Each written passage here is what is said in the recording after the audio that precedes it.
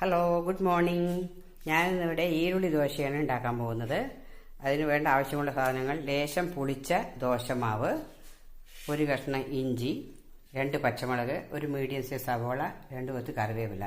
ഇതിനെല്ലാം പൊടിയായി അരിഞ്ഞ് ഈ മാവിലിട്ട് നന്നായി ഒന്ന് സ്മാഷ് ചെയ്ത് യോജിപ്പിക്കാം. മാവ് ഇവിടെ റെഡി ആയിട്ടുണ്ട്. ഞാൻ ഉള്ളിയും പച്ചമുളകെല്ലാം ഇട്ട് നല്ലവണ്ണം ഇങ്ങനെ സ്മാഷ് ചെയ്തെടുത്തിട്ടുണ്ട്.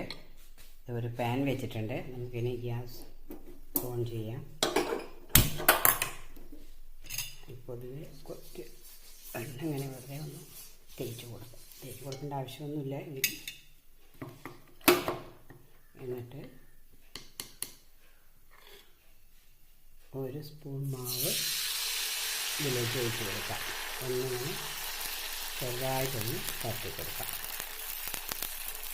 കട്ടിക്ക് തന്നെയാണ് ഇരിക്കുന്നത്. എന്നിട്ട് 1 സ്പൂൺ വെളിച്ചെണ്ണ തൂവി കൊടുക്കാം.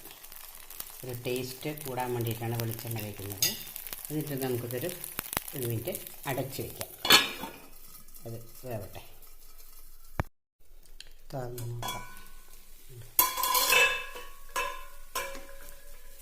പിന്നെ ഒന്ന് മറിച്ചിട്ട് കൊടുക്കാം.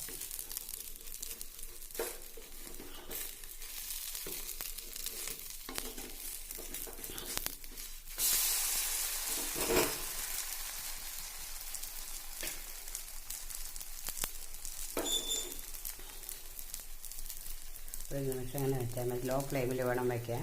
ആദ്യം ചൂടായി കഴിഞ്ഞാൽ പിന്നെ ലോ ഫ്ലെയിമിൽ വേണം ചെയ്തെടുക്കാൻ. ഇനി മറുവശം ഒരുപാട് മൊരിയേണ്ട കാര്യമില്ല. ഒരു വിധമായാലും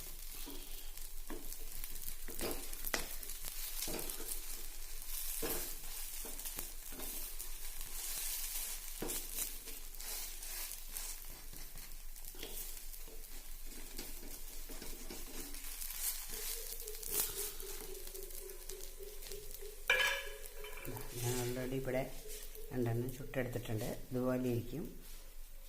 അടിഭാഗം അങ്ങനെ. ഇത് നല്ല ടേസ്റ്റ് ചെയ്യണം. അതിന് പ്രത്യേകിച്ച് ഒരു ചട്നിയുടെ ചമ്മന്തിയുടെ ഒന്നും ആവശ്യമില്ല. നമ്മുടെ ഇഡ്ഡലി പൊടി ഉണ്ടെങ്കിൽ അത് കൂട്ടി കഴിക്കാം. നമുക്ക് പെട്ടെന്ന് നേരം വൈകി എവിടെയും പോകാൻ നിൽക്കുമ്പോൾ ഒരു ചട്നി അരയ്ക്കാനും ചമ്മന്തി ചെയ്യാനൊക്കെ സമയം കളയേണ്ട കാര്യമില്ല. അതുകൊണ്ട് ഇങ്ങനെയുള്ള ഒരു ഈരുള്ളി ദോശ എല്ലാവരും ഉണ്ടാക്കി നോക്കുക. Thank you for watching.